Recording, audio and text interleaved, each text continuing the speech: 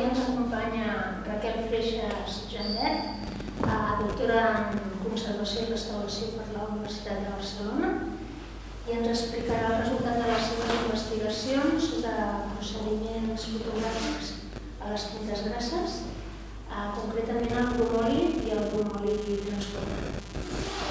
Li cedeixo la paraula. Gràcies, Anna. Bé, bona tarda a tots i a totes. No sé per què algú em coneix, altres persones no, però com diu l'Anna, soc doctora per la Universitat de Barcelona, recent doctorada, com aquell qui diu, i bé, vinc avui a explicar una mica algunes de les dades o fitxes més rellevants de la meva tesi doctoral, de la recerca, que, com bé ha explicat l'Anna, gira entorn als procediments de les tintes grasses. Concretament em centro en el procés del bromoli i el bromoli transportat. Parlaré bastant de la tècnica, d'acord? I després també la part, diguéssim, central de la investigació gira entorn a l'ús o l'aplicació de tècniques d'anàlisi instrumentals, tècniques avançades, no invasives, poc explorades en aquest camp, per dur a terme un estudi profund de la composició d'aquestes impressions i poder dur a terme tota una sèrie de perfil o claus d'identificació que permetin caracteritzar aquest tipus d'impressions fotogràfiques. Ara sí, no surten els... Ara sí, perfecte.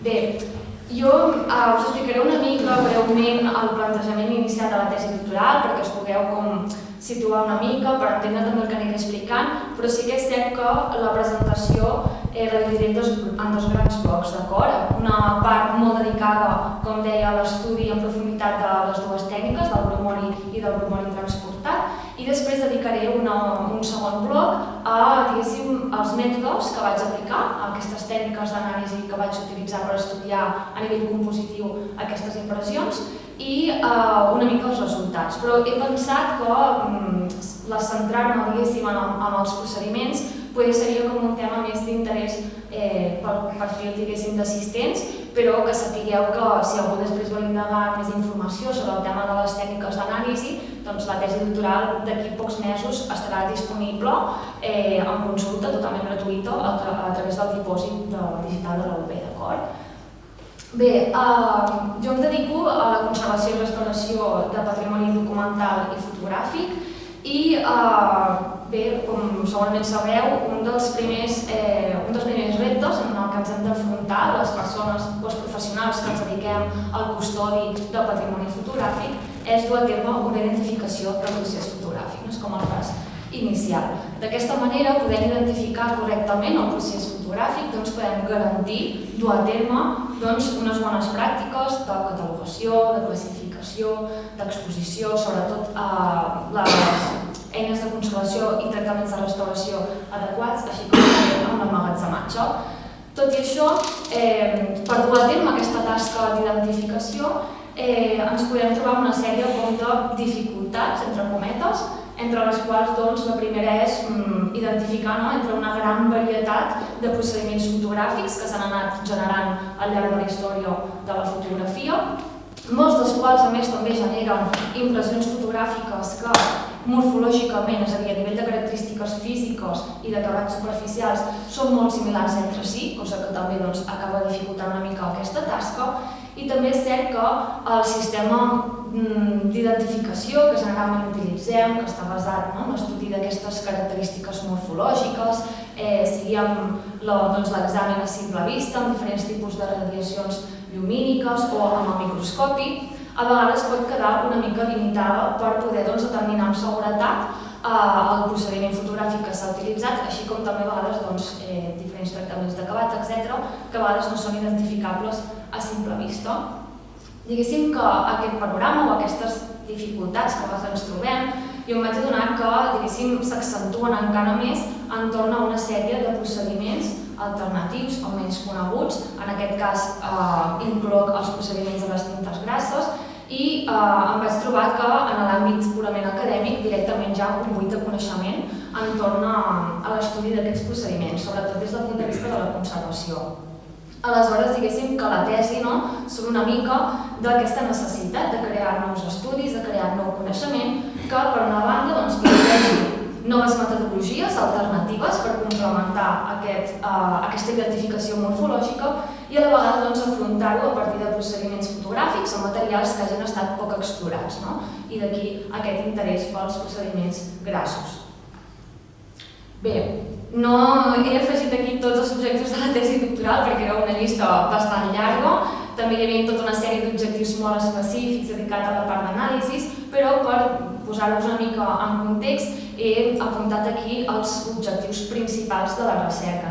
En primer lloc, i el més important de tot, és dur a terme o establir, definir aquestes característiques clau que permetin l'identificació dels procediments de bromoli i el bromoli transportat. Per aconseguir aquest objectiu principal és necessari determinar la composició material i estructural de les formulacions, estudiar i documentar els mètodes de producció que es duia a terme antigament i d'aquesta manera poder desenvolupar una metodologia que permeti complementar aquest examen morfològic.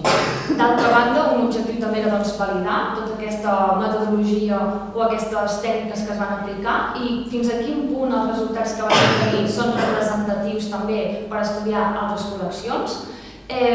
D'aquesta manera també incentivar l'ús de tècniques més invasives.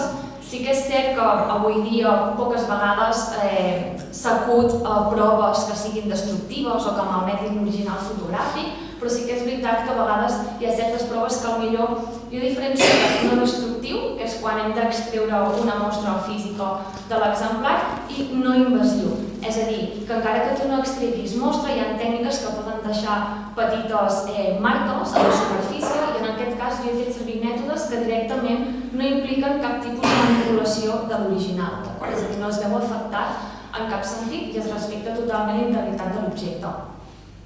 A la vegada considero que un dels objectius també molt important d'aquest treball és poder revalorar el caràcter històric-cultural i tècnic de les impressions del bromoli i el bromoli transportat. Sí que és cert que en els últims anys han aparegut moltes iniciatives per començar a difondre també fons i col·leccions que fins ara no es coneixien tant, però en el moment en què jo vaig començar la tesi, diguéssim que el panorama entorn al bromoli i el bromoli transportat era molt poquet, hi havia molt poca informació. I finalment, a partir de totes aquestes dades que s'hagin recopilat, poder establir un precedent per fer una guia d'identificació completa que comprengui tant l'estudi morfològic com l'estudi analític d'aquestes impressions fotogràfiques.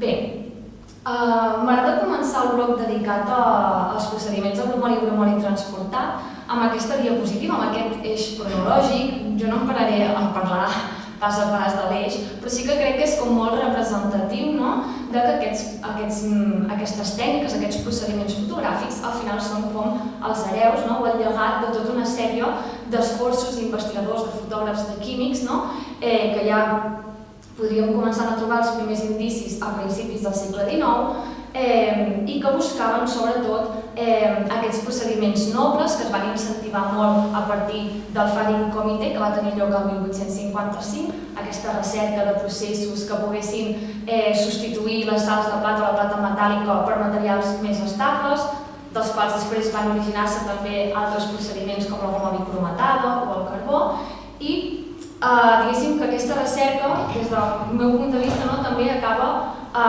s'acaba fusionant amb l'aparició del moviment pictorialista, tots aquests autors aficionats a la fotografia, fotògrafs que reivindicaven la fotografia com una art més i que s'acullen a aquests procediments que els permeten certa manipulació de la imatge, certa llibertat i certa, diguéssim, aparença similar a l'estètica pictòrica com pot ser d'un gravat o d'un dibuix o una pintura.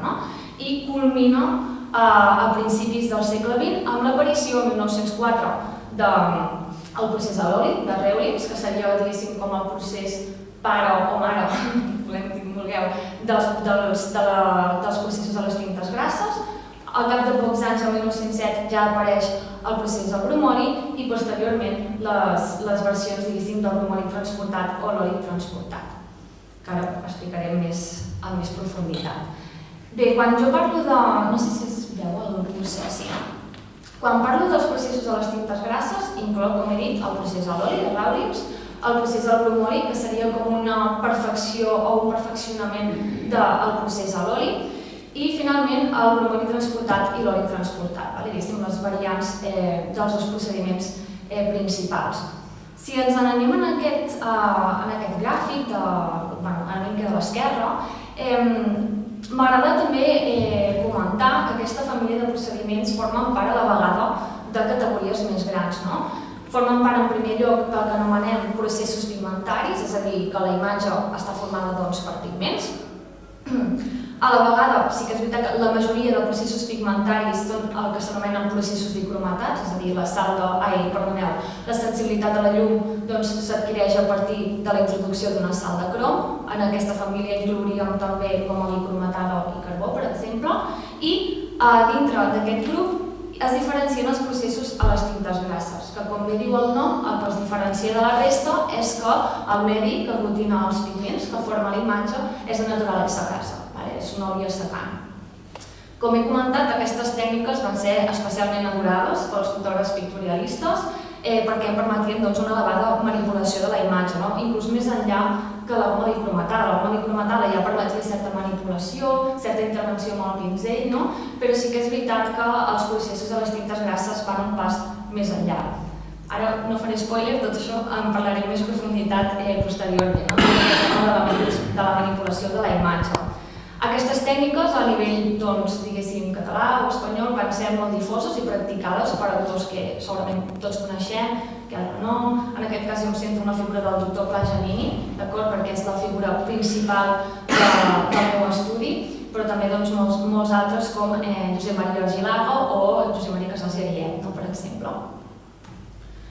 Bé, per poder, abans d'iniciar la recerca, pròpiament, vaig haver de fer tota una cerca molt profunda de recursos o bibliografia, fonts primàries d'informació. Vaig haver de fer una recerca important de manuals, guies, receptaris, publicacions especialitzades de revistes de l'època, etc., per poder conèixer una mica el context tècnic, material i també social, econòmic i polític de l'època. És a dir, em permetia la lectura d'aquestes fonts primàries, per una part, conèixer en profunditat les diferents fórmules químiques que s'utilitzaven, els materials, les diferents parts del procés, quines possibles variants poden haver-hi entre autors, per exemple, perquè cada receptari, cada autor al final et dona els seus consells, s'expliquen dificultats que et pots trobar una mica implícites a vegades en el moment d'elaboració de la impressió, etc.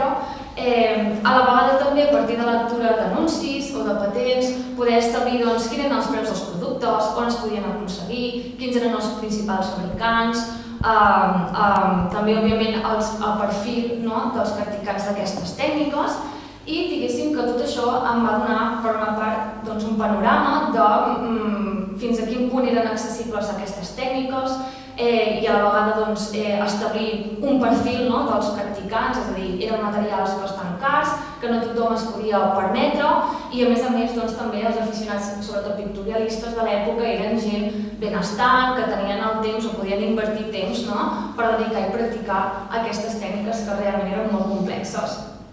També l'evolució dels materials i dels materials, les eines o els productes químics que s'utilitzaven al llarg del temps, perquè a Espanya, sobretot, la pràctica d'aquestes tècniques s'allarga fins ben entrada a la dècada dels anys 60, és el que se'n diu postpictorialisme, mentre a la resta del món generalment a partir del primer quart o fins al 1930 com a molt estirar ja no es practiquen tant, però en canvi a Espanya, degut, diguéssim, sobretot a la Guerra Civil, s'acaba allargant una mica més la pràctica d'aquests procediments.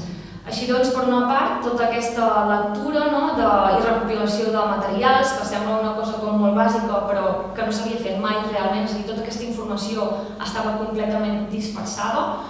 Per una banda, em va permetre tenir aquesta comprensió profunda dels materials i dels processos de manufactura i a la vegada establir quina era la realitat o el panorama tant a Catalunya com en un context nacional o internacional. Bé, ara sí, parlaré pròpiament de com es du a terme una còpia del bromoli, parlaré dels procediments. Aquí faré, diguéssim, com una descripció genèrica i després entraré una mica més en detalls en alguns aspectes. En l'esquema de la part superior hi ha els passos i després aniré fent referència a aquestes imatges d'aquests esquemes que hi ha a la part inferior de la diapositiva perquè anem veient també com es va transformant, quines modificacions físiques i químiques va patint la fotografia al llarg de tot el procediment. S'inicia tot amb l'obtenció d'una còpia a la gelatina de plata per ampliació de manera convencional, i faig convencional entre cometes perquè el que és el procés és el típic que s'utilitza en el laboratori, amb l'ampliadora, s'exposa el paper fotogràfic, es revela, es fixa i s'obté la còpia de la gelatina de plata. Però sí que és veritat que, com us explicaré després, hi ha unes petites característiques o requisits que s'han de tenir en compte perquè es pugui dur a terme el procés, d'acord? Bé, una vegada s'obté aquesta còpia a la gelatina de plata, es du a terme el que se'n diu un bany de pigmentari, antigament es deia bany pigmentari, avui dia en diem bany de blanqueig, d'acord? Un bany fet amb una solució química, que després detallaré més, que el que fa és produir dues reaccions físico-químiques simultànies. Per una banda, com es veuen aquí a la imatge, es redueix la plata metàl·lica de nou a sals de plata, és a dir, la imatge desapareix, d'acord? Es blanqueja, i a la vegada es du a terme un enduriment de la gelatina que conforma l'emulsió, que és un enduriment proporcional a la quantitat o al dipòsit de plata present, d'acord? És a dir, a les parts que corresponen als negres de l'imatge, és que no veia el cursor, la gelatina s'endureix i a les àrees que corresponen als blancs de l'imatge, la gelatina no s'endureix. Una vegada tenim la còpia blanquejada, es renta, es fixa, es deixa secar 24 hores i després es produeix el bany d'hidratació, que a partir d'aquest punt és quan comença la formació de la nova imatge de tinta grassa. El que es vol aconseguir amb aquest bany d'hidratació, que es sol fer en aigua calenta, és que les zones que prèviament s'han endurit de la gelatina es mantinguin igual, és a dir, són endurides i no reben aigua, i en canvi les parts que no s'han endurit i que inicialment corresponien als blancs de l'imatge s'inflen, d'acord, i reben aigua. El que això fa és produeix una espècie de relleu microscòpic de gelatina que va en proporció a la densitat de la imatge, la quantitat de plata que hi havia inicialment. I en direm matriu, és a dir, és una matriu feta de gelatina que s'assimila molt a les matrius que es poden utilitzar en altres tècniques d'estampació o de gravat. En aquest punt, una vegada tenim la matriu de gelatina, el que es fa és entintar amb tintes grasses. La imatge es crea a partir del fonament litogràfic que l'aigua i l'oli es repel·len. Aleshores, què és el que passa? Quan apliquem la tinta, aquesta és rebutjada per les àrees de la gelatina que s'han inflat i que, per tant, contenen aigua al seu interior, és a dir, es formen els blancs, i en canvi sí que és rebuda o és acceptada per aquelles parts de la gelatina que s'han endurit, que no contenen aigua i que, per tant, inicialment conformaven els negres de la imatge. I d'aquesta manera el que tenim és una nova imatge formada amb pigments però que reprodueix la imatge original. Òbviament, en aquest punt, el fotògraf és quan podia també aprofitar i manipular la imatge i, per exemple, si t'interessa entintar zones per tapar certs elements, doncs també es podien fer, no? Permetia un nivell de manipulació bastant elevat en el moment de crear la imatge. En aquest punt ja tindríem el que anomenem una còpia al bromoli. Per aprofundir més en alguns petits aspectes, he començat dient que el procés o el primer pas d'obtenció d'aquesta còpia de la gelatina plata és com es du a terme de la manera convencional, però sí que és veritat que no es pot utilitzar qualsevol tipus de paper fotogràfic, d'acord? Ha de tenir unes característiques o uns requisits indispensables perquè es pugui dur a terme aquesta matriu i després aconseguir la imatge amb tinta grassa. No sé si es veu bé el contingut? Perfecte. Alguns dels requisits, de les característiques indispensables que havien de tenir aquests papers era que fos de gelatina de qualitat dura, però molt important, que no contingués enduridors ni recobriments superficials, perquè si no tenim un enduriment general i ja no podem aconseguir aquesta matriu que tant ens interessa. Havia de ser una emulsió rica en gelatina i plata, és a dir, papers d'alt contrast, per aconseguir també matrius amb un relleu ben marcat.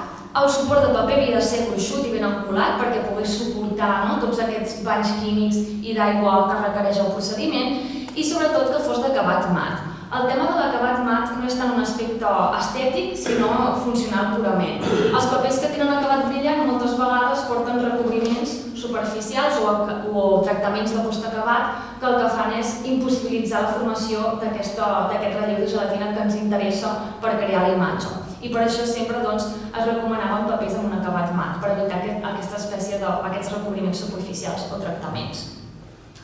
Bé, aquí poso aquests papers, eren els coneguts com a double weight, aquests papers més gruixuts. Giannini, per exemple, hi ha testimonis que utilitzava Leaford Plastica Paper Cream, acabat mate double weight, doble gruix. Com us deia, l'acabat superficial es recomana que fos mat i de superfície llisa, però sí que és cert que també s'han trobat còpies de bromoli amb un acabat més texturat. I finalment, perdoneu, un factor molt important i que en aquest cas diferencia el procés del bromoli del seu procés germà, que és l'oli, és el format. Com que l'oli és un procés que sí o sí s'ha de fer per contacte, la còpia final sempre depenia, el format de la còpia depenia directament del format del negatiu original, es podien fer ampliacions, òbviament, però ja era un procés molt més elaborat, i el bromoli el que permet és directament una llibertat de formats enorme, de la mateixa manera que quan duem a terme un revelatge per ampliació, d'acord? Aleshores, hi ha una tendència claríssima pel gran format, també per aquest interès dels pictorialistes d'acostar-se més al que serien les obres pictòriques com els gravats o les pintures o el dibuix. La qualitat de la còpia que s'obtenia també era important, era preferiblement aconseguir imatges que fossin ben contrastades, amb un revelatge profund, una imatge sobretot rica en detalls, perquè si no després aquests detalls els perdrem en el moment de recrear la imatge en tinta grassa, i sobretot de les llums altes que els blancs fossin nets, perquè si no després la còpia final queda bruta i la tinta s'enganxa a la gran part de la superfície. El revelador tampoc podia ser qualsevol. Es recomanaven, o era més aviat imprescindible, utilitzar reveladors sense enduridors per evitar també aquest enduriment de la superfície. Trobar reveladors sense enduridors a nivell comercial ja és una qüestió una mica més complexa, per això molts dels autors es preparaven les seves pròpies solucions de revelat. La majoria dels receptaris recomanaven reveladors d'hidroquinoamitol, però l'amidol, que el seu component base és el diaminofenol, és el revelador per excel·lència del procés del bromoli. Literalment tots els manuals que he llegit recomanaven l'amidol com a revelador. Actualment no es produeix a Estats Units, n'he trobat, però aquí jo almenys no n'he pogut aconseguir. Sí que he aconseguit el component bàsic, jo per exemple em preparava el meu revelador d'aminofenol, i la veritat és que, per exemple, comparat amb altres reveladors que també a vegades es recomanen, com pot ser l'azol o el rodinal, que també els he provat, no funcionen ni la meitat de bé que l'amidol.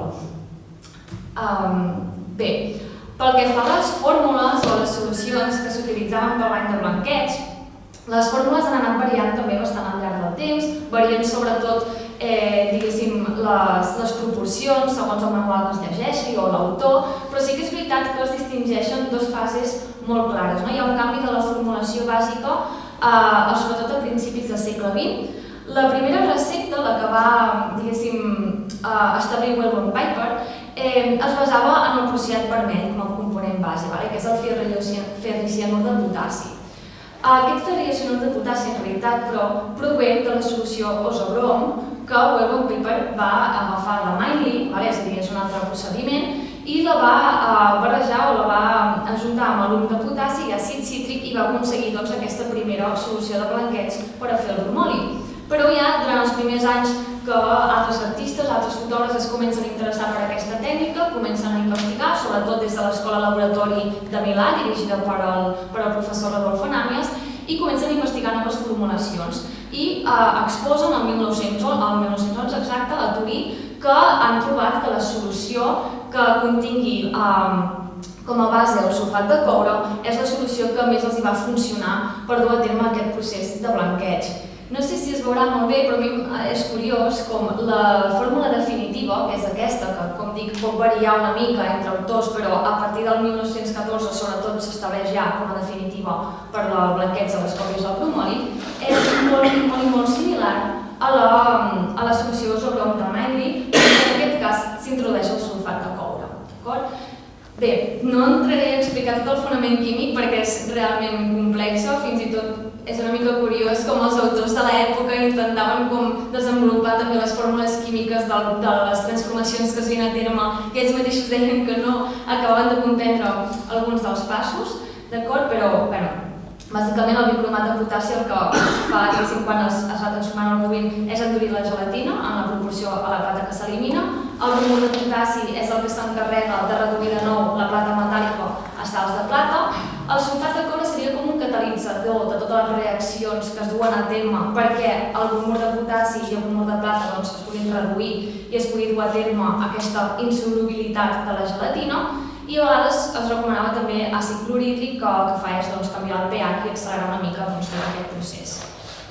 Aquí unes imatges d'una mica de transformació de l'imatge quan s'introdueix en la solució de blanqueig, que té aquest color així com groguenc bastant característic. Fixeu-vos com va desapareixent el dipòsit de plata metàl·lica fins que ens quedem sense imatge. El següent pas és un bon esbandit en aigua corrent durant una bona estona. Es torna a fixar amb una solució bàsica de liposulfit de sodi, perquè és que si no ens tornarien a reaccionar les sals de plata. Es renta i s'estén, es deixa secar 24 hores. I ja tenim el paper blanquejat a punt per ser hidratat i entintat.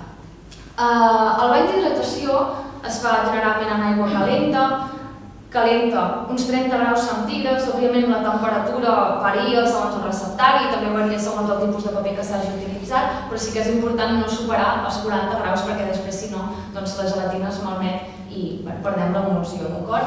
Moltes vegades també es recomana afegir petites quantitats d'algun material alcalí, com pot ser lleixiu o amoníac, depèn també de l'autor. I les tintes que s'utilitzaven per crear la imatge de tinta grassa, inicialment s'utilitzaven tintes litogràfiques i a mesura que el procés va començar a tenir més èxit ja es van començar a produir tintes pròpiament per a bromoli. La composició és molt similar a la litogràfica, però amb un nivell de fluidificació que permet una mica més és més apta per la tècnica, però una tinta de gravat convencional també funciona. Aquestes es venien preparades en diferents formats, llaunes, tubs, podies comprar els pigments i preparar-te les teves pròpies tintes o fins i tot les podies encarregar sota comanda. Vull aquests colors i te'ls preparaven. Anuncis, per exemple, que es troben en els manuals o les revistes fotogràfiques de l'època ja esmenten alguns dels principals fabricants. Sinclair, per exemple, veiem aquí una gran quantitat d'oferta de diferents colors, o en aquest cas, per exemple, Drem, que directament oferia sets sencers per practicar la tècnica, que te venia ja el paper, els pinzells, les tintes, tot una mica com un pack de manualitats. És un fet curiós perquè me recorda una mica els packs de manualitats actuals. D'acord. Els pinzells tampoc podien ser qualsevol. La tinta s'aplica amb pinzells, però sí que és veritat que no s'aplica de la manera convencional ni tampoc amb qualsevol tipus de pinzells. Són els pinzells que s'anomenen en forma o acabament de pota de cabra. Tenen aquest tall oblic, bastant característic, i eren pinzells que normalment es fabricaven manualment, amb cendres de molta qualitat, i aquí a Espanya generalment s'havien de demanar a l'estranger, sobretot a Alemanya. En aquest cas tenim aquests pinzells, que són els originals de Casals i Ariet. Jo vaig tenir la grandíssima sort de poder-los fer servir per produir les meves còpies. I també és interessant, a veure si puc ampliar-ho aquí, com es generaven també fins i tot sistemes de molla o de subjecció, no sé si es veu aquí, això és una patent de Mayer, per poder facilitar tot aquest procés d'entintat. I per què aquest efecte de molla? Doncs això està directament relacionat amb la manera en què s'havia d'utilitzar el pinzell. No s'utilitzava, a veure si és que no veig gaire bé això. Carai. Volia tirar enrere i no veig la... Sí, bé, no sé si es veuen aquesta il·lustració d'aquí o aquestes imatges de sota. El pinzell s'aplicava fent petits cops a la superfície de la gelatina, d'acord? Aquests cops, però, no es feien de qualsevol manera. Depenent del manual, s'extenen més o menys. Sí que és veritat que es diferencien principalment dues accions bàsiques. Una primera acció, que serveix per entintar tota la superfície de la còpia, es tracta d'anar fent copets petits a tota la superfície i anar rastrejant sense aixecar el pinzell de la superfície o aixecant només la part, diguéssim, superior i deixant la punta encara en contacte amb la superfície. D'aquesta manera s'aconsegueix un entintat general i la següent acció ja és començar a retirar l'excés de tinta dels blancs i que comenci a aparèixer l'imatge. I per poder aconseguir aquest efecte, el que es fa és, ara sí, s'agafa el pinzell des d'una distància més elevada respecte al suport i es separa i es van donant com petits cops des d'una distància més elevada. També depenent de la pressió que s'exercia, s'aconseguia un efecte o un altre. Us ensenyaré aquest vídeo. Aquí estic a la universitat. Aquest vídeo es veurà als tallers de gravat de la Universitat de Barcelona. Surto amb el doctor Massimo Cova, que és qui em va introduir a la pràctica d'aquestes tècniques, que no sé si heu vist mai Perdoneu, primer explico la imatge.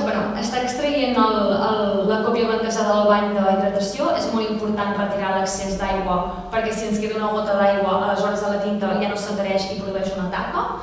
I fixeu-vos que ara fa una mostra, d'acord? Però ara fa en tinta tota la superfície amb aquesta primera acció i després amb un pinzell, en aquest cas més net, començarà a retirar aquest excés de tinta i anirà apareixent els blancs, els grisos i es anirà formant la imatge. Sobretot en la zona dels marges es veurà bastant. Moltes vegades, amb un sol entintat no és suficient per aconseguir una imatge ben contrastada i definida i com que l'emulsió, la gelatina, es va assecant, s'ha d'anar rehidratant contínuament, d'acord? Tot i que és un procés que inicialment, si no som mai un bromoli, espanta, la tinta després, una vegada es torna a entintar, es recupera la imatge i apareix amb molt més contrast. Aquí, en aquest cas, ell torna a hidratar la matriu, torna a assecar i tornarà a fer el procés d'entintat. I això es repeteix tantes vegades com sigui necessari fins a aconseguir el resultat desitjat. Us comentava, no sé si algú coneix el doctor Massimo Cova, n'heu sentit parlar. Ell és professor de la Facultat de Belles Arts, ho comento perquè ell va sortir al programa de TV3 de fotografies, a l'episodi dedicat justament a Casals i Ariet, i va fer tota una sèrie de reproduccions amb la tècnica del bromoli transportat de les obres que hi ha al Museu Nacional de Catalunya de l'autor. I és precisament a través del contacte amb la família de Casals i Ariet que vam poder aconseguir alguns dels seus manuals o els pinzells que ens van deixar, originals de l'autor. Bé, acabat aquest pas, ja tindríem la còpia al bromoli, d'acord? Aquesta còpia al bromoli es pot percebre com a obra definitiva, es pot deixar secar i després es fa el retoc l'explicaré més endavant. I si es desitja, es pot anar un pas més enllà i fer el que se'n diu una còpia al bromoli transportat. En aquest cas, bàsicament es tracta de prendre la imatge o la matriu al bromoli recent entintada i utilitzar-la com una matriu de gravat, d'acord? S'enquadra sobre un paper d'aquarel·la o de gravat i s'estampa a partir d'un tòrcul o d'una premsa litogràfica o de gravat. I d'aquesta manera s'obté el que se'n diu un bromoli transportat. De la mateixa manera que passa amb les tècniques de gravat, un sol calc o una sola estampació no sol ser suficient per obtenir una bona imatge amb prou qualitat i per tant és necessari tornar a rehidratar la matriu, tornar a entintar, tornar a alinear el suport nou amb la matriu, estampar i anar reproduint aquest procés fins que s'aconsegueix el resultat desitjat.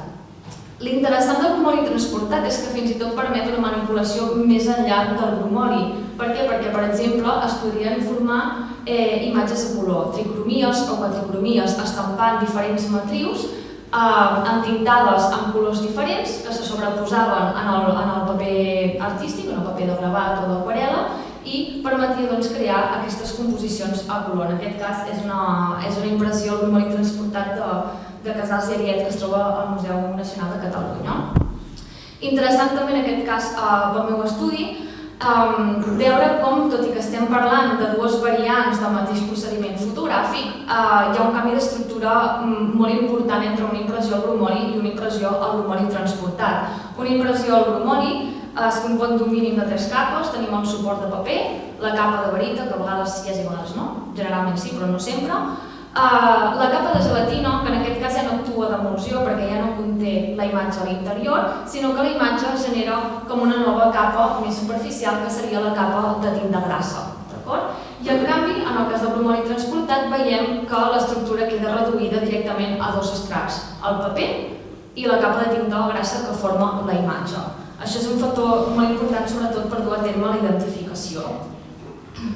Bé, i aquí un petit vídeo també on es mostra com es du a terme l'estampació de la matriu. Et puc fer una pregunta o al final?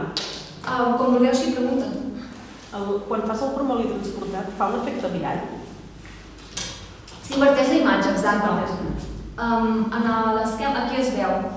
Això s'ha de tenir en compte sempre perquè si el destí final és una imatge del bromuri transportat, has de tenir present que tant en el moment d'exposició de la còpia inicial com en el moment d'estampar se te van invertint les imatges. Bé, m'agrada molt parlar del procés de retoc amb aquesta recopilació d'imatges dels àlbums de Joaquim Pla Giannini. Són clitxers on surt ell fent tot aquest procés de retoc en el seu estudi de Via Laietana. A veure si puc ampliar perquè és realment interessant veure diferents eines o materials que utilitzava per fer aquest procés de retoc final de la imatge. Per exemple, en aquest cas sembla que té a la mà un pinzell, moltes vegades s'aplicava la mateixa tinta grassa però amb pinzells més finets per acabar de fer detalls o per acabar d'afegir elements o tapar-los també. En el cas del bromuri, per exemple, si es volien accentuar els blancs, es recorria molt a agafar cotonets, que no sé si és el que té la mà, mi fa l'efecte que sí, petits cotonets impregnats amb dissolvent per retirar la tinta grassa, o per exemple també era molt habitual l'ús del raspat per eliminar la matèria pictòrica i intentar buscar el blanc propi de la capa de barita o del paper subjectiu. Salut. En el cas dels bromuris transportats, en canvi, el retoc es duia sobretot a terme amb llapisos de colors, era una mica més versàtil, llapisos de colors, ceres, tintes, els blancs es podien netejar amb diferents gomes d'esborrar, de diferent duresa, i permetia més com un dibuix, no permet, diguéssim, una manipulació, en aquest cas, del retoc més precisa. Són molt interessants aquestes imatges perquè, a part que veiem també altres companys, col·legues de professió participant en aquest procés creatiu en el seu estudi, s'identifiquen algunes de les obres. Per exemple, en aquest cas, veiem el famós bromuri del Caçador, que va ser portada també, si no m'equivoco, d'una de les edicions de la revista de l'Agrupació Fotogràfica de Catalunya, si no m'equivoco, si tinc de memòria, i que en canvi veiem en aquesta altra fotografia que està retocant, d'acord? M'ha permet també establir una cronologia. Aquí al darrere hi ha una obra que jo precisament també he estudiat durant la tesi, etc. Interessant veure també totes les caixes de negatius. I, a veure que no em deixi res... Sí, i un factor molt interessant que no sé si us hi heu fixat i és que retocaven en vertical. Utilitzant un cavallet de la mateixa manera que amb la resta de Belles Arts, d'acord? El procés de retoc es duia a terme en vertical amb un cavallet perquè venia condicionat una mica també pel gran format de les imatges. I aquí hauria d'anar, us ho ensenyo molt ràpidament, segurament molts de vosaltres ho coneixeu, es va fer una exposició dedicada precisament a Joaquim Pla Giannini el 2022 al Museu Marítim de Barcelona. Jo juntament amb l'Albert Bonin, que segur que també el coneixeu, vam fer aquest vídeo on recreem tot el procés del bromuri transportat, tot el que he anat explicant fins ara. Aquí l'he accelerat i he tret la veu, però que sapigueu que el teniu disponible tant a la web del Museu Marítim com en el canal de YouTube. Es pot veure tot aquest vídeo que mostra el procediment pas a pas i hi ha la veu en off que va explicant, diguéssim, cada un dels passos que es duen a terme. És una mica el mateix que he anat explicant, però com tot unificat en un sol vídeo. En aquest cas és el bromuri. Òbviament els meus bromoris no tenen gaire qualitat en comparació, però per explicar la tècnica és suficient. El procés de retoc final, en aquest cas del bromuri transportat, i aquí hi ha l'exemplar original del Fantasma de la Mar de Joaquim Pla Giannini. Bé, perfecte. Bé, ara que he fet ja tot aquest rotllo de les tècniques, espero que us sembli interessant. Jo tendeixo a explicar moltes coses, perdoneu. Bé, ara entraré a parlar més de la part metodològica, de la part més científica, de la part destinada a l'aplicació i a l'estudi analític d'aquest tipus d'impressions. Bé, una mica per ensenyar-vos el procés que vaig dur a terme. Primer vaig fer una cerca, òbviament, de les col·leccions que tinguessin aquest tipus d'impressions. Vaig fer una selecció de les impressions que considerava interessants per l'estudi i es va dur a terme un examen preliminar general de les impressions. Posteriorment es va dur a terme l'estudi amb augments, és a dir, aquest estudi morfològic, que ja hi ha hagut alguns antecedents, hi ha només dues fonts anteriors que parlen una mica de com identificar impressions al bromori amb l'estudi microscòpic, però són breus i entre elles a més tenen contradiccions, doncs es va voler anar aprofundint molt més en aquest examen i anar a aportar, diguéssim, tot un perfil molt detallat de les característiques microscòpiques d'aquestes mostres. I això va ser molt important, sobretot, per a les anàlisis que es van dur a terme posteriorment, d'acord? Sobretot per poder seleccionar els punts d'anàlisis, perquè depenent de la zona de la imatge els resultats varien, d'acord? I això va ser molt important, sobretot, perquè són tècniques d'anàlisi, són equips que generalment accedir-hi pot ser relativament complexa, més que complexa requereix també d'una inversió econòmica i per tant s'havien de planificar molt bé els punts de les anàlisis perquè el dia que s'anava al centre tenies unes hores determinades i havies de començar i acabar. Jo vaig utilitzar dos tipus diferents d'equips, després entraré ja en les tècniques com a tal. Dos tipus diferents d'equip. Per una banda, equips de sobretaula, és a dir, equips fixos de gran mida que es troben als centres científics i tecnològics de la Universitat de Barcelona. Són equips que generalment estan pensats per analitzar mostres farmacèutiques o de medicina, mostres de materials, minerals, etc. I per tant es va haver dur a terme tot un procés d'adaptació, unes plataformes per poder situar les obres de manera correcta, en pla, per poder dur a terme les anàlisis. I el problema que hi havia amb aquestes tècniques és que, clar, l'equip a vegades em limitava una mica a poder accedir a zones del centre de la imatge que m'interessava analitzar.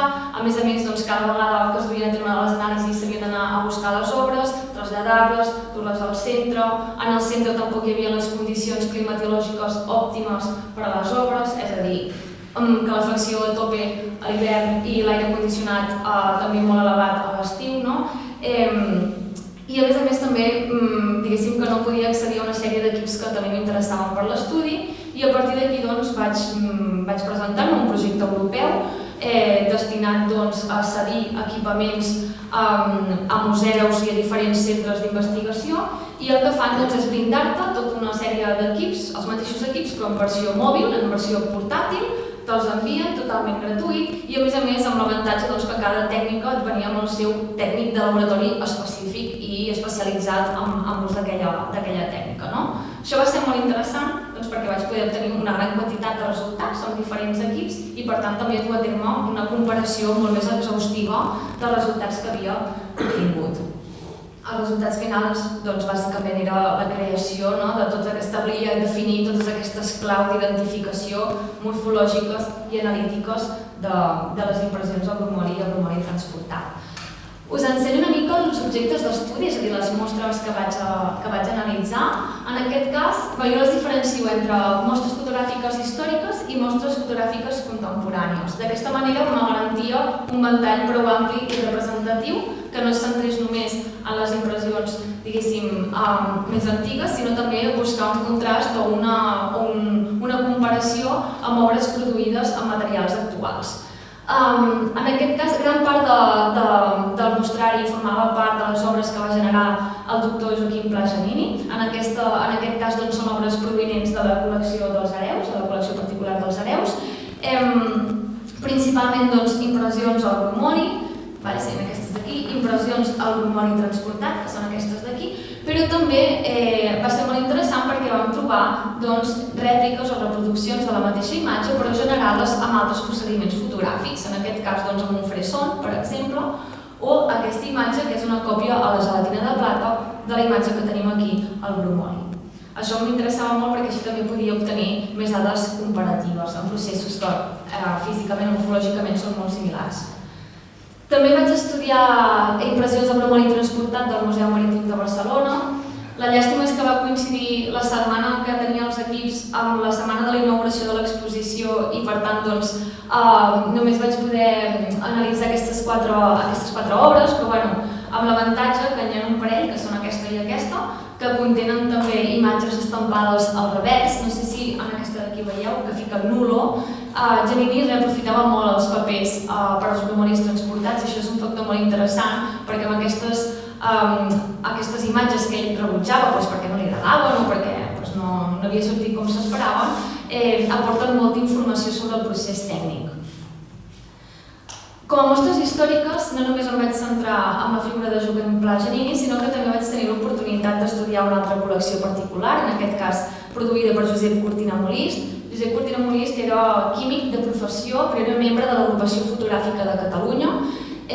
Com veieu, també tenia una destresa espectacular per la producció de brumolis i era una mica també per visibilitzar aquest patrimoni invisible, o aquests autors que, tot i que tenien una gran tècnica, doncs potser no van arribar a tenir, no van ser tan reconeguts com altres fotògrafs de l'època. I finalment les mostres contemporànies, 3 impressions al bromoli del fotògraf barceloní Jaume Balanyà, no sé si el coneixeu. És interessant també la història d'en Jaume, perquè en Jaume és una persona que ha estat en contacte, ha estat en un laboratori fotogràfic des que tenia 15 anys, és a dir, tota la vida, i és un amant també dels processos alternatius. I ell m'explicava que tenia molt de neguit per produir tota una sèrie de bromolis i que els van posar de caps a investigar sobre el procés per poder produir una sèrie que va fer al Nepal amb la tècnica del bromoli. El nivell de complexitat d'aquesta tècnica és tal que això ja queda registrat en els manuals de l'època, però que em va dir que li havia tret literalment la son. No dormia, estava obsessionat amb que no li sortia, fins que finalment em va dir, vol dir que vaig aconseguir la primera còpia, les vaig fer totes de sèrie, va fer 32 impressions, que són les que conformen aquesta sèrie del Nepal, i no l'ha tornat a practicar mai més. És interessant també, hi ha un manual manuscrit a la col·lecció particular del doctor Pla Giannini que va fer juntament amb Argilaga i allà mencionen les proves que van fent al llarg de 7 anys, crec que eren, van produir una gran quantitat d'impressions, com eren 2 anys i van produir 7.000 impressions, una quantitat espectacular i deien que només podem aprofitar del 80% es rebutgen, el 20% s'accepten o són acceptables i d'aquest 20% només 10 es poden considerar de qualitat. Imagineu-vos la complexitat implícita en aquesta tècnica que fins i tot els mestres brumolistes de l'època tenien els seus reptes, d'acord? Perdoneu, i m'he deixat, aquí hi ha una còpia a l'oli que va fer Francisco Gómez, que és un fotògraf i artista, és professor de la casa, d'aquí Pati Llimona, i jo he fet diversos cursos amb ell i em va servir també una holotípia per poder també tenir dades comparatives. També, perdoneu, vaig analitzar mostres que jo vaig fer al laboratori, no he afegit les fotos perquè en aquest cas eren més matrius, realitzades amb diferents solucions químiques, eren mostres literalment de laboratori per veure diferents composicions i com varien els resultats. Bé, l'estudi amb augments l'explicaré només aquí, no entraré més en profunditat perquè és que si no m'allargaria fins a mitjanit, però una mica perquè veieu els estris que vaig utilitzar, per una part el microscopi òptic Olympus, que és un microscopi bastant potent. L'interessant era analitzar diferents zones de la imatge, observar si es veien o no les fibres del paper a les àrees de mínima densitat, com s'anava introduint en aquest cas la tinta per sobre, no sé si es veu el cursor, no? Jo sí que el veig, però no es veu aquí. Aquesta imatge, com la tinta, aquests grumolls de pigment es van sobreposant a la superfície de la gelatina fins a cobrir-la definitivament, d'acord? Com es veuen a la imatge del centre. I després va fer servir també un microscopi digital de superfície, que és com un microscopi mòbil, més petit, i que permet sobretot l'estudi in situ. Bé, ara sí, començo a parlar una mica de les tècniques d'anàlisi que vaig utilitzar. Vaig fer servir 3 tècniques que es coneixen com espectroscòpiques. L'espectroscòpia infraroja per transformada de Fourier, o espectroscòpia FETIR, per resumir, una tècnica destinada sobretot a l'estudi de compostos orgànics. La fluorescència de raigs X que està destinada és una tècnica elemental, és a dir, que m'diu els elements, no m'diu el compost ni el material, però sí que em diu els elements químics que puc trobar en els diferents estrats. en aquest cas detecta només elements inorgànics, és una tècnica que en fotografia s'està utilitzant molt, o sigui, a nivell de conservació, perdoneu. I després l'espectroscòpia Raman, que és també una tècnica molecular que permet analitzar tant compostos orgànics com compostos inorgànics. Tots aquests elements que estan escrits en negreta són els que eren el focus principal que m'interessava detectar. És que s'ha modificat el format, veig, de la presentació. Si no, el meu ordinador es veu diferent i al passar-ho en aquest ordinador s'ha mogut tot això, disculpeu, coses tècniques. Els components que estan en negreta eren els que m'interessaven principalment detectar, els que em permetrien definir aquestes claus d'identificació, i els que estan en blau serien els elements secundaris que si es detectaven sí que portaven informació d'interès, però que no són essencials per poder identificar el procediment fotogràfic. En blau serien tots aquells en què no es va trobar referències o antecedents en què s'haguessin trobat o analitzat en materials fotogràfics, i en color negre són aquells que sí que vaig trobar referències que es havien trobat en aquestes tècniques, però generalment no en fotografia sinó en altres tipus de béns culturals. Si havia d'aprendre una mica també, havia d'anar a altres camps de la restauració per tenir referències.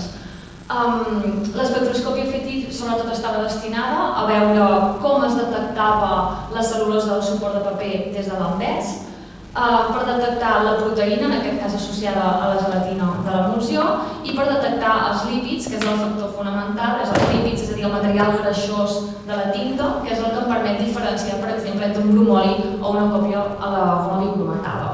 La fluorescència de raigs X estava enfocada sobretot o destinada a descobrir o esbrinar si hi havia restes de plata de la fotografia original, és a dir, hi ha diferents, inclús sobretot nàmies, i es preguntaven al seu moment si podien quedar restes de plata metàl·lica a l'interior de la matriu o si aquesta s'eliminava completament durant el bany de blanqueig, per detectar també elements propis de la capa de barita, per també identificar elements químics dels pigments que formen la imatge, i finalment la part més interessant o més rellevant d'aquesta tècnica era poder esbrinar si hi havia restes o residus dels elements que provenien del processament de la imatge, és a dir, elements químics de les solucions que s'utilitzaven pel bany de blanqueig. Ja hi ha antecedents, hi ha uns estudis del Met, del Metropolitan, que detecten restes o residus de crom en imatges de la goma bicromatada i que s'associen directament als processos dicromatats, però a mi m'interessava veure si, per exemple, sobretot quedaven restes de coure, que és un element estrictament únic del bromoli i que, per tant, seria un element identificador clau d'aquest procediment respecte a altres processos pigmentaris. L'espectroscòpia Raman, també una mica destinada a detectar la capa de barita, observar veure com es detectava la cel·lulosa del paper i sobretot és una tècnica que està destinada a l'estudi o a la identificació dels pigments, en aquest cas els pigments presents a les imatges. I finalment, aquí un neguit que jo també tenia era veure si podia d'alguna manera detectar residus de les sals de plata també, però en aquest cas, diguéssim, utilitzant com a patró la versió mineral d'aquestes sals de plata. És una tècnica que, com a tal, les sals no les pot detectar, però si fiques una referència, en aquest cas, per exemple, de la bromoargirita, que és la versió mineral del bromur de plata, doncs a veure si podia detectar bandes associades a aquests compostos. Bé, aquí hi ha algunes imatges del moment de dur-terme les anàlisis. Aquí, en la part d'esquerra, serien els equips de sobretaula dels centres científics i tecnològics de la UB. Fixeu-vos la mida, en aquest cas, de l'equip, la plataforma i el sistema que es va haver d'idear per poder sostenir les imatges amb seguretat i dur a terme l'anàlisi. Fixeu-vos que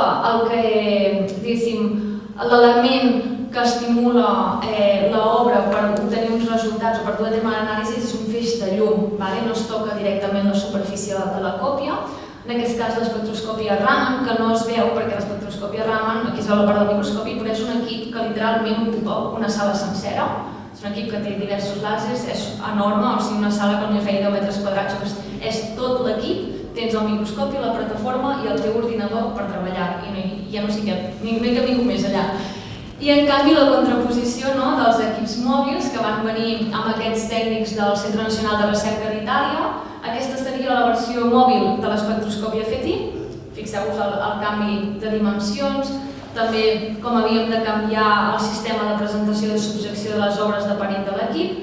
Aquesta seria la versió mòbil de l'espectroscòpia Raman. Passem d'un equip que ocupa pràcticament una habitació sencera a un equip que redueix a un microscopi convencional, pràcticament, o les dimensions d'un equip d'un microscopi convencional, i aquesta seria la fluorescència de raigs X.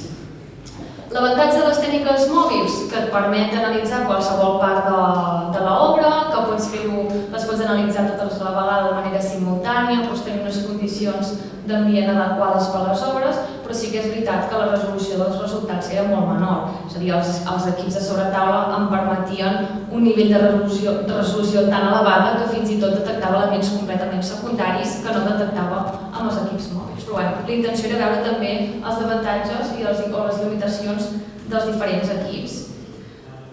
Això ho passo molt ràpidament. La selecció dels punts de mesura o d'anàlisi també era molt important. Variava sobretot perquè depenent de l'estructura estratigràfica de l'obra i depenent de la zona que s'analitzava, els resultats són diferents.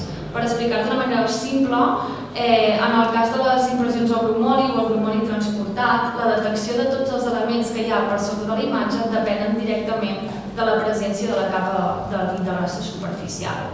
És a dir, a les àrees dels negres, que jo n'anomeno àrees de màxima densitat, és a dir, on hi ha més matèria de tinta, detectaré amb molta intensitat tots aquells materials propis de la tinta, els pigments, els olis grassos i altres materials secundaris. I en canvi, a les àrees de mínima densitat, on no hi ha aquesta presència de tinta, detectaré tots aquells materials o compostos que són característics del suport fotogràfic, és a dir, la gelatina, la capa de varita si hi és i el suport de paper. I això és bàsicament perquè la capa de tinta no deixa de ser una capa física que quan analitzes les àrees de màxima densitat no et permet detectar els elements que hi ha a sota. I en els blancs, com que aquests blancs es formen per absència de matèria pictòrica, en aquestes zones sí que puc detectar tots aquests materials dels estrats inferiors. Aleshores jo anava relacionant el resultat, l'intensitat dels compostos o dels elements detectats en relació a la zona analitzada i els anava situant estratigràficament en la impressió. Un exemple dels mapes que es feien dels punts de mesura, en aquest cas microscopi òptic i microscopi digital de superfície, i el mateix es duia a terme amb cada una de les tècniques d'anàlisi. I ara els resultats, i ja vaig acabant, 3 diapositives que exposaré molt ràpidament. És un tema molt complex, molt elaborat. Us presento aquesta diapositiva o aquest esquema perquè si algú està interessat en profunditzar més en aquest tema, que sapigueu que la tesi doctoral estan presentats amb un nivell de detall realment molt elevat. Presento tots els resultats de les impressions al bromoli i capa per capa, és a dir, començo pel substrat cel·lulòsic des de baix, la capa de varita, l'aglutinant, la tinta. No vaig explicar tots els resultats capa per capa que he obtingut amb cada tècnica i amb cada microscopi i el mateix per les impressions al bromoli transportat. Ara, en canvi, aquí us presentaré alguns, més endavant, alguns dels resultats més significatius que he tingut amb cada tècnica i ho deixem aquí, d'acord? Abans d'això, algunes característiques que crec que poden interessar, que vaig detectar durant l'examen general de les obres i que considero que eren interessants de comentar. Referent als bromolis, per exemple, la major part de les mostres històriques no estaven datades. Això va ser sobretot un repte perquè a mi m'interessava molt situar-les cronològicament i la majoria es van poder datar a partir o del testimoni de la família, en el cas de les còpies de Josep Cortina, o en el cas de les mostres o les obres de Joaquim Pla Janini, a partir d'informació que hi havia als reversos, etiquetes, segells d'exposicions, on hi havia la data i per tant es podia situar més o menys cronològicament. A partir d'aquí me'n vaig adonar que hi havia una correlació o una evolució de la signatura de l'autor depenent de la seva època de producció. I vaig establir com una sèrie de paral·lelismes amb aquelles obres que estaven datades, amb aquelles obres que tenien etiquetes o referències que me permetien situar-la cronològicament i aquelles que tenien signatura però que no tenien data. I d'aquesta manera les vaig poder anar situant més o menys dintre d'una etapa de producció determinada de l'artista. Com deia, és evident la preferència pel gran format, papers de gruix molt elevat, acabat mat generalment i superfície llisa, com es veu en aquesta imatge d'aquí, tot i que també hi havia impressions amb aquest acabat texturat, i generalment es presenten en suports secundaris, una diferència que en canvi respecte als glomeris transportats. Per les imatges, tot i que aquestes estan formades per pigment, són imatges també que tenen un rang tonal molt elevat, no deixen de ser imatges fotogràfiques de tot continu, tot i que estiguin formades per pigment. És interessant també que tot i la varietat de colors amb les que es poden produir aquestes imatges sempre seran monocromàtiques. Fins i tot podem trobar, per exemple, la combinació de diferents pigments, però solen ser pigments de tonalitats similars. Per exemple, si s'utilitzava un to sèpia general, es podia aplicar una mica de negre o d'un marró més fosc a les zones de les ombres o dels negres per enfatitzar una profunditat, però el resultat final és sempre una imatge monocromàtica. I això té una relació directa amb el procés d'execució de la imatge, perquè si vas afegint tintes una sobre l'altra amb una matriu de bromoli, al final el que te surt és un color totalment empastat. Això serà una diferència clau amb el bromoli transportat. Es diferencia també una lleu brillantor diferencial, sobretot que es fa evident a les zones més saturades de tinta, una brillantor que és aportada pels mateixos olis de la tinta, i finalment també es detecten algunes de les tècniques de retoc que us he anat comentant anteriorment, sobretot aquests petits detalls a les àrees més fosques, amb llapisos de colors, amb ceres, el retoc reductiu fet per raspar, no sé si es veu en aquest nen a la part de l'espatlla i del coll, raspant la superfície i extraient la matèria pictòrica. I si ens anem en el cas dels bromolis transportats, en aquest cas és curiós perquè les obres que vaig poder analitzar eren únicament de Joaquim Pla Giannini, en el cas del bromoli transportat. També és interessant veure com la cronologia es desplaça una mica, és a dir, són obres una mica més tardanes. També té molta lògica perquè per poder fer bromolis transportats primerament has de dominar la tècnica del bromoli. La producció de bromolis transportats comença també en un moment vital de Joaquim Pla Giannini en què es podia dedicar plenament a la fotografia, i és com marca una mica la pauta de l'evolució també del fotògraf envers a la tècnica, aquest perfeccionament que va adquirint amb els anys. Tot i que solen ser papers de qualitat artística, papers de gravat, d'aquarel·la, etc., és interessant veure també com Giannini experimentava amb papers totalment fora de lo convencional. Per exemple, té tota una sèrie de bromolis transportats realitzats amb papers fluorescents, aquí en veiem un parell d'exemples, que a més és interessant perquè ja corresponen a una etapa de producció més tardia o més tardana de l'autor. I jo crec que en aquest cas, això és una opinió totalment personal, em dóna la sensació que ell anava més a experimentar que no a buscar un resultat estètic pròpiament dit.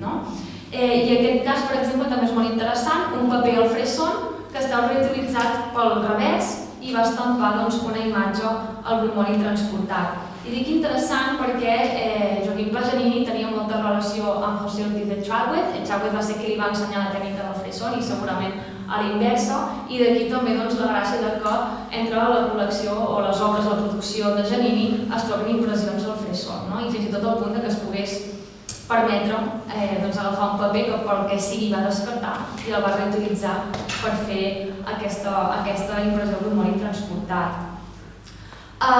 També interessant, marques de caixa falses, és a dir, amb aquesta idea de voler-se apropar al gravat, d'acord? Dic falses perquè no sé si es veu, fixeu-vos que en aquesta imatge d'aquí el que seria la marca de la línia està molt ben definida i fa com un efecte de brunyit, s'ha fet amb una plegadora o amb algun estri i que s'ha anat com remarcant, i fixeu-vos que després en canvi la part interior el suport torna a sortir cap enfora. Si fos la caixa real d'un gravat, la part interior estaria enfonsada, ho estic dient d'una manera així una mica col·loquial, d'acord? I en canvi aquí sí que s'identifiquen les marques de cubet o les marques que deixa la matriu real, aquesta d'una imatge del revers, d'acord? I aquesta que es veu així, diguéssim que fa com aquesta espècie d'arc, correspon a la imatge que hi ha a l'anvers, que es veu aquí una mica. Sí? Marques de registre i, com deia, també aquesta presència d'imatges que l'autor va anul·lar i que va aprofitar el paper per l'altre costat.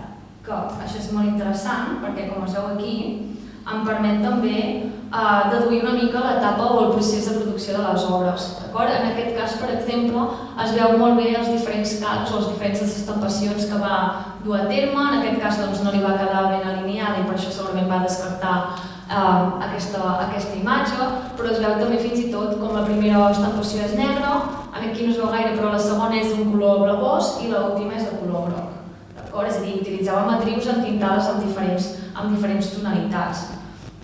La influència del paper en aquest cas és molt palesa en la imatge final, perquè al final els blancs es formen a partir de l'absència de matèria i per tant el color del suport serà la tonalitat que rebrà de base de la imatge. Si és fluorescent doncs serà fluorescent, si té un color més cremós o ametllat doncs prendrà aquesta tonalitat més càlida i si és més blanquinosa doncs els blancs també seran més nets.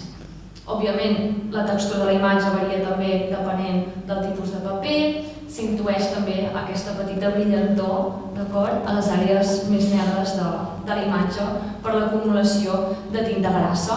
I finalment una mica el que deia, en aquest cas ja no només trobem imatges monocromàtiques sinó també imatges a color o amb la combinació de diferents tonalitats, una diferència que és significativa respecte al procés del bromori.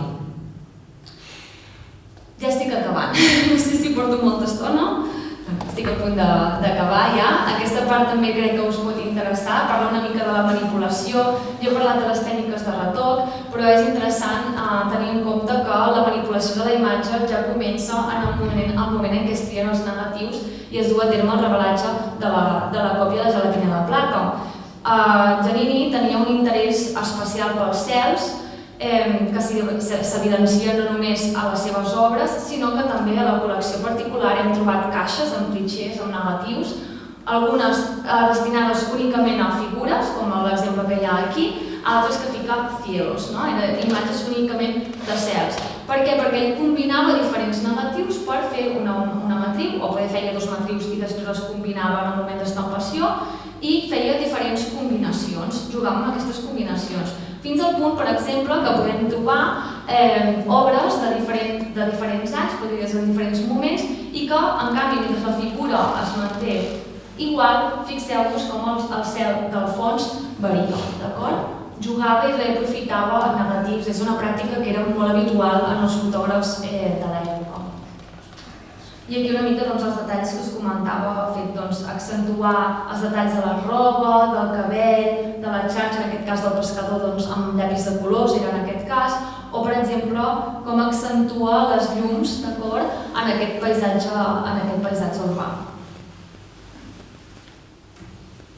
Bé, i ara ja sí, us presento així molt genèricament els resultats de les anàlisis. És molt per sobre, que sapigueu que aquesta part són com 500 pàgines de la tesi doctoral i jo les he resumit en 3 diapositives per fer un petit esquema del que vaig trobar i si algú li interessa estarà en consulta. L'espectroscòpia FETIR, que és la que us havia comentat que estava destinada a l'estudi dels materials orgànics, en aquest cas em va permetre, per una part, detectar aquells compostos o materials que són propis del suport o del paper fotogràfic, són aquests que estan en blau, el sulfat de bari provinent de la capa de barita, que en alguns casos era present i en alguns casos no, depenent de la mostra, com es veia la cel·lulosa del suport i el material protec que em permetia assegurar que l'emulsió era de gelatina. Aquests compostos es van detectar amb intensitat inversament proporcional a la densitat de la imatge. És a dir, les detectava molt intenses a les àrees blanques, a les àrees de mínima densitat i pràcticament no es veien a les àrees de màxima densitat o dels negres perquè queden ocults per la capa de tinta. Un exemple és el que es veu aquí. La línia groga correspondria, per exemple, és que no puc assenyalar, aquestes bandes assenyalades corresponen al sulfat de bari de la barita, a la línia groga fixeu-vos, perdoneu, com sí que són molt més intenses, són paleses i en canvi desapareixen a l'espectre, la línia espectral de color verd que correspon al negre de la imatge. I en canvi al revés amb els materials que són propis de la imatge o de la tinta grassa.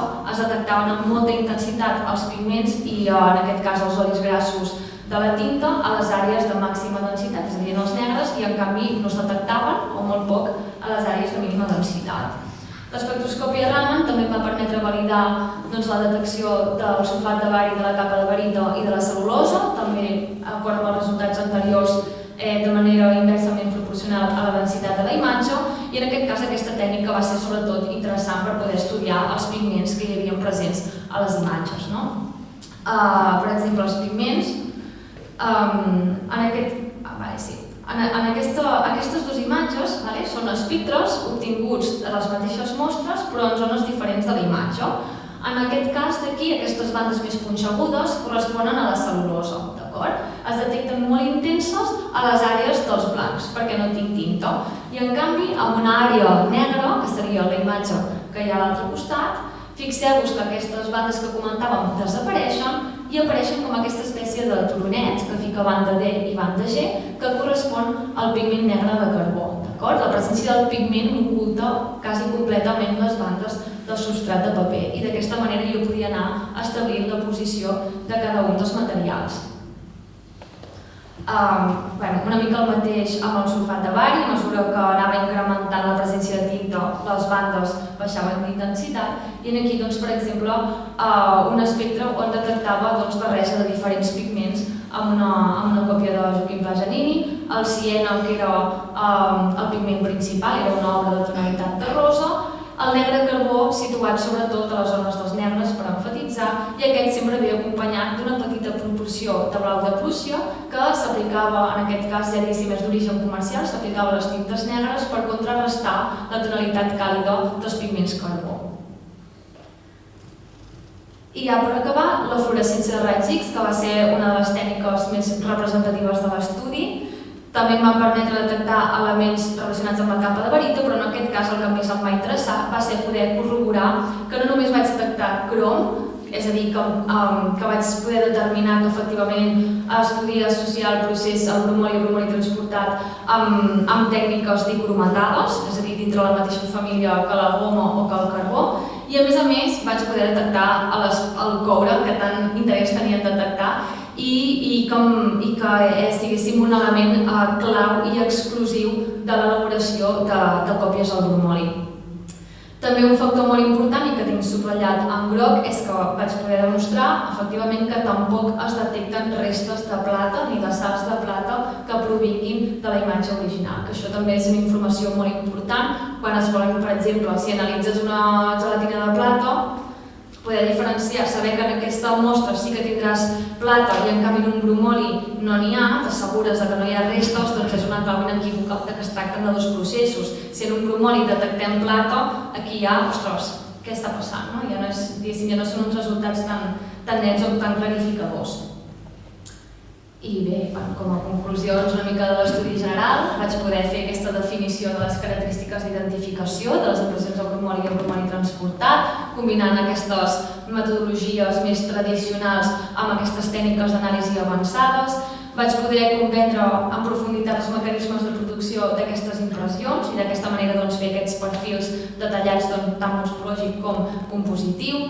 Vaig poder elaborar una metodologia d'anàlisi que contemplava 190 graus la perspectiva de la còpia des de la vessant històrica, tècnica, de producció morfològica i analítica o compositiva.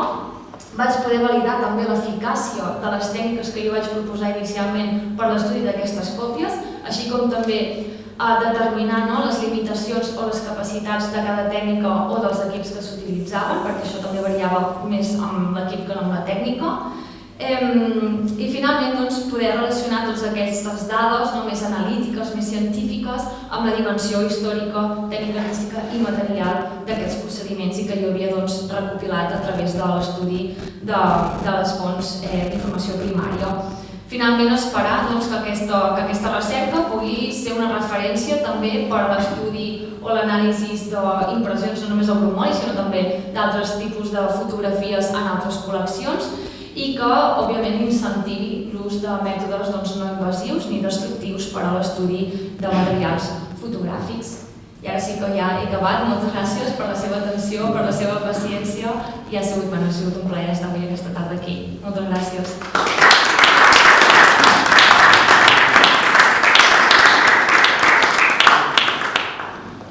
És una mica tard, però si algú vol fer alguna pregunta, si va bé. Sí, et volia preguntar,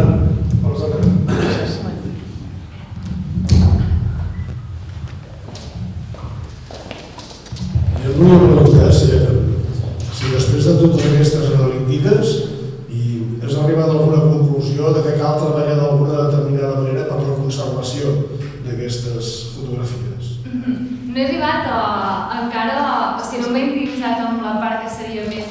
anem a buscar eines a nivell de conservació. En aquest cas em centrava més en la caracterització pròpia dels materials, però sí que és veritat que he tingut resultats que no estan publicats, però que sí que em parlen de l'estat de conservació de les imatges o dels processos de deteriorament i que després, a posteriori, poden servir per establir pautes de conservació. Per exemple, en el cas de l'envelliment dels olis, d'acord?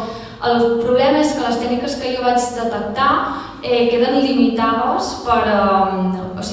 Inicialment jo m'havia proposat a veure si veia diferències, per exemple, entre les còpies contemporànies i les històriques que em poguessin indicar un procés de degradació determinat o un procés d'envelliment.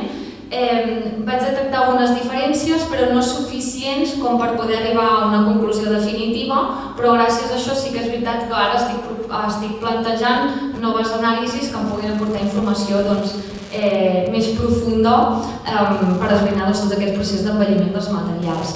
A nivell de conservació sí que és veritat que al final són imatges molt estables i crec que les problemàtiques varien inclús més dels materials implícits en el suport, impureses o càrregues, o per exemple, tot i que no m'hi vaig trobar gaire, possibles errors de processament de la còpia, que això sí que podria generar, diguéssim, còpies de menys qualitat, però tampoc les vaig poder relacionar directament amb un estat pitjor de degradació. En realitat, totes les mostres tenien una qualitat excel·lent i ja dic, les que tenien, algunes presentaven una mica d'acidesa i ja era provinent de suports secundaris de baixa qualitat o factors més externs. No sé si he respost molt bé la pregunta. Sí, que ho estàs estudiant. Sí. Molt bé. Quins estudiant, quins serien els agents? La pregunta és si tens classificat quins serien els agents que degraden els bromolis, aquest tipus de... si és agents externs, ambientals, i com influeix sobre els materials. Sí, bé, ja dic, aquesta part la vaig tractar més en el moment d'haver de traslladar les obres i situar-les, és a dir, en el moment de les anàlisis en unes condicions adequades que no en l'estudi com a tal, però sí que és veritat que una mica el que he comentat, no? La majoria de les degradacions que presentaven eren de factors externs de manipulació, d'ús i emmagatzematge inadequat, més que d'un procés de degradació implícit en el procediment fotogràfic. En realitat això és com interessant, crec que ve molt relacionat amb el fet, per exemple, de que no hi hagin restos de la plata metàl·lica o, per exemple, jo m'imagino que això és una cosa que m'interessaria estudiar més en profunditat, és depenent de fins a quin punt la qualitat tècnica del procés, els residus que puguin haver-hi químics a l'interior de l'emulsió afecten o no a llarg termini la conservació. Jo els residus que vaig trobar, que eren sobretot de crom i de coure, no vaig trobar una relació directa amb cap degradació. Ja dic, les imatges presentaven en totes les mostres pràcticament un estat molt bo de conservació i crec que en aquest sentit, diguéssim, aquesta recerca del procediment noble realment va tenir els seus fruits i crec que també està molt vinculat a això, el fet que es pogués demostrar que no hi ha dipòsit de plata, que per exemple és un dels factors més determinants en la conservació de fotografies de la gelatina de plata, en aquest cas aquest factor s'elimina. Sí que és veritat que, per exemple, es detectaven errors de processament en alguns bromolis petites taques que m'imagino eren taques de les mateixes solucions químiques que no s'havien netejat bé durant el processat, però al fer les anàlisis no vaig obtenir cap resultat que m'indiqués que hi havia res fora del normal, és a dir, que era una degradació en aquest cas, al moment, purament estètica. Analíticament no vaig trobar cap indici que m'indiqués que aquella zona de la fotografia, per exemple, estigués en un estat de degradació més avançat o d'envelliment més avançat que la resta. Ja dic, això és l'estudi és com la primera pauta, o sigui, l'objectiu de la tesi és anar a estudiar això com es componen i després el següent pas és anar a veure amb més profunditat totes aquestes qüestions més relacionades amb el nivell de conservació, de restauració, d'intervenció de les obres.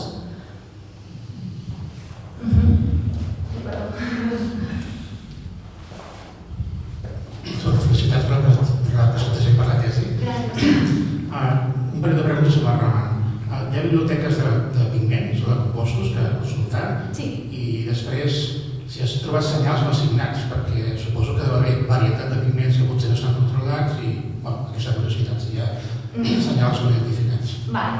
Sí, d'espectroscòpia de Raman hi ha bases de dades i biblioteques d'espectres inclús gratuïts a internet. En aquest cas també vaig tenir molta sort que els tècnics dels centres científics em van deixar la seva biblioteca, diguéssim, de mostres que tenien ells. Clar, moltes coses que no he pogut... Aquesta presentació és com una pinzellada, no? Hi ha un nivell de profunditat important en aquestes qüestions. Va ser extremadament complexa identificar les bandes dels diferents pigments perquè estem parlant de mostres compositivament molt elaborades, molt complexes, en què se sobreposaven els senyals de diferents compostos i a vegades fins i tot jo sabia, per exemple, que hi havia determinat pigment, o almenys no el pigment en si, però sabia que hi havia un color X aplicat, que hi havia detectat amb el microscopi, i que en canvi no tenia manera de trobar les bandes a l'espectre resultat. Va ser realment complicat establir les característiques d'anàlisi per Raman que fossin adequades, per una banda, per detectar part dels materials orgànics, que el problema d'aquesta tècnica és que els materials orgànics moltes vegades provoquen fluorescències o soroll de fons, és a dir, que te distorsionen l'espectre i això complica encara més la lectura de les bandes i que a la vegada em permetés també obtenir senyals prou nítids o mínimament nítids per determinar els pigments principals de les impressions. Va haver-hi en alguns casos alguns pigments que no vaig poder identificar, pigments secundaris i molt puntuals, però fins i tot amb el tècnic del centre científic o amb els tècnics que van venir del Centre Nacional de Recerca no els vam poder identificar. Sí que en aquest cas va ser molt important, per exemple, la comparació amb la fluorescència de raigs X, perquè amb la detecció, com que és una tècnica que té més sensibilitat i més capacitat de penetració en la mostra, els resultats eren més evidents. I sí que a vegades podia relacionar els elements que jo detectava una mica amb algunes bandes que jo intuïa a l'espectre de Raman i per tant arribar a una conclusió de determinar un pigment d'aquesta manera. Sobretot amb els pigments òxids de ferro. El Raman em donava com un espectre bàsic, però no em permetia dir quin tipus de pigment terra era, per exemple, si era una ombra cremada, una ombra natural o un siena. Bueno, siena sí que he ficat un exemple, no? I en canvi amb la fluorescència de raigs X, depenent dels elements que jo trobava, els podia relacionar amb els pigments i acabar d'especificar el tipus de pigment que es tractava. Però va ser tot un repte.